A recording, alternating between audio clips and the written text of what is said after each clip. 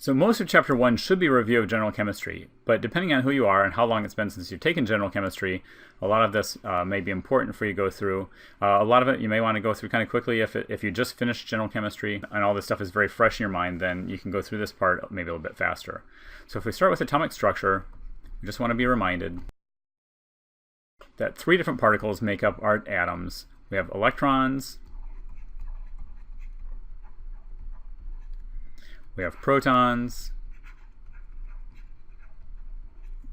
and we have neutrons. And if you look at each one of these things, protons define the element that you're working with. Neutrons define the isotope of that element. Elements, of course, we'll work with a lot in here.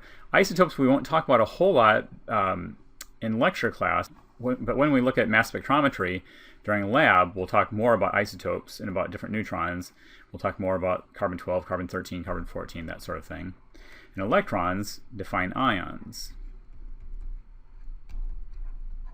Of course, the other part about electrons that's really valuable is that electrons define nearly all chemical reactions. Okay, so nearly all chemical reactions occur by sharing or transfer of electrons. The only ones that are different are nuclear chemistry reactions, and we won't talk at all about nuclear chemistry during the organic chemistry. Hopefully we remember also that our atomic mass really comes from all the protons and neutrons. And all the protons and neutrons are in the nucleus. And the electrons are all in orbitals around the nucleus. Hopefully, if you made it through general chemistry, you already understand that the periodic table is extremely useful in understanding chemistries of different atoms and different elements. So we'll review a little bit about the periodic table. In my class, I never hand out periodic tables to students for any quizzes or exams. There are roughly 12 or 13 elements that I expect my students in organic chemistry to know, and we'll talk about them, many of them nearly every day. And outside of that, I don't expect them to remember or memorize the rest of the periodic table. But let's talk about the periodic table. So a period is a row, and a group is a column. And what's important is that elements in the same period are roughly the same size, while elements in the same group have similar chemical and electronic properties.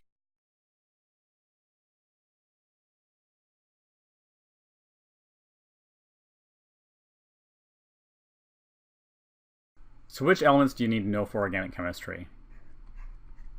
Hydrogen, lithium, sodium, and potassium are all going to be common ones in the metals. Probably magnesium and calcium also. And then when we come over to the right side of the periodic table, boron, carbon, nitrogen, oxygen, fluorine, aluminum, silicon, phosphorus, sulfur, chlorine, bromine, and iodine. So what do we need to know for each one of these? The first thing we need to know is the number of valence electrons. Right? And in fact, I was talking with a general chemistry class this last year, and I told them that if you ask me how many electrons an element has, I'll probably get the answer wrong, being an organic chemist, because the only thing I ever care about or think about are the number of valence electrons, which are the outer shell electrons. Now, the nice thing about that is that the periodic table can tell us that really quickly for each group. So if I look at the group of halogens here, they all have 7 valence electrons. If I look at oxygen and sulfur, they have 6. Nitrogen and phosphorus has 5. Carbon and silicon have 4. Boron and aluminum have 3.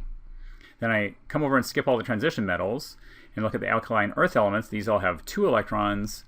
and the alkali metals all have 1 electron, as well as hydrogen, which doesn't really fit with the other alkali metals, but that's where it sits on the periodic table.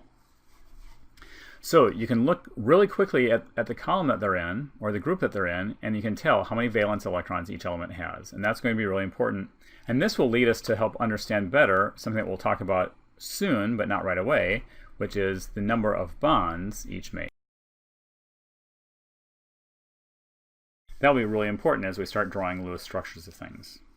So then too, we need to think about where our electrons are, and whether they're in an s orbital or a p orbital. Now you remember there are also d orbitals in F. We will rarely use d and f orbitals in organic chemistry. Nearly everything is going to happen at s and p orbitals. So if you remember how electrons fill, they'd fill, the 1s would fill first, then the 2s, 2p, 3s, 3p, 4s, 3d, 4p. That's far enough to go for now. And the magic question, of course, is why? And if you heard me say why, hopefully you figured it out. The 4s orbital is lower energy than 3d. So that one fills first. So that's why we get a strange order for how the orbitals fill, is by lower energy. But then we should remind ourselves what the orbitals look like. So I'll draw some simple drawings of what they look like, but if you look at page 10 in the 4th edition textbook, or look hopefully somewhere in chapter 1 of whatever textbook that you're using, there'll be some pictures of what the orbitals look like. But an s orbital is just a sphere, while a p orbital is dumbbell shaped. And it's not like an infinity sign, it's 3-dimensional. So I'm drawing as best I can. Now, but usually when we'll draw these, I'll draw them 2-dimensionally, even though we know that they're 3-dimensional structures. Now, of course, there are 3 different p orbitals. There's one s orbital only, but there are 3 different p orbitals. And the 3 p orbitals we call the px, py, and pz orbitals. One of them is up and down. One of them would be on its side, or horizontal and vertical. The third one, and I draw it as best I can, is actually coming in and out of the plane. So this lobe is coming out at you, and this one's going back away into the plane of the paper or the board. Okay, now I don't make you do calculations in organic chemistry, and in fact, you should never need a calculator in organic chemistry, at least not in my class. However, it's instructive to think about why. Why do these orbitals look like this? Why do we say that a 1s orbital is a sphere, or that a p orbital is dumbbell shaped? Really, we have Schrödinger to thank for that. And Schrödinger defined a wave equation for the electrons. And the issue is that electrons act as particles and as waves.